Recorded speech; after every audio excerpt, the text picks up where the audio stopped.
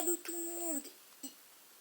Salut tout le monde, ici Thomas Comics, j'espère que vous allez bien, moi ça va très bien et aujourd'hui je ne vais pas vous parler des années 90.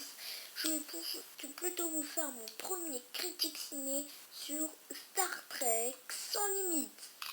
Bon alors Star Trek à la base c'est le film de 2009 de J.J. Abrams et là on va parler de pas sa suite, je sais plus parler français. Je vais parler de du troisième opus de la saga, donc Star Trek sans limite. Donc ça part de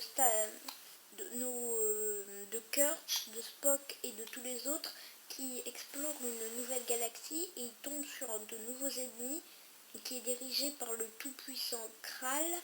Sauf que Kral arrive à détruire le vaisseau et Kirk, Spock et les autres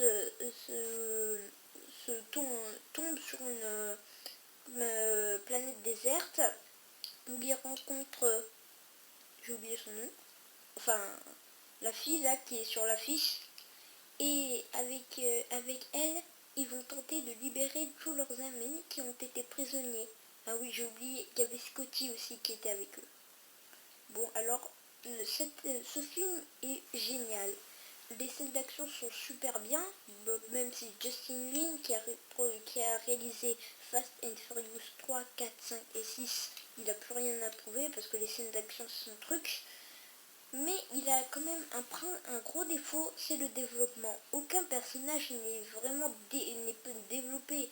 Comme Kurt, il n'évolue pas. La fille, on ne sait presque rien d'elle.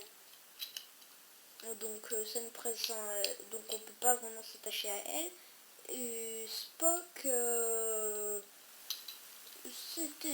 il est toujours meilleur que dans Star Trek Nemesis, donc ça passe. Sinon le reste du casting est très bon, mais leur personnage fictif n'est pas développé, donc c'est vraiment dommage.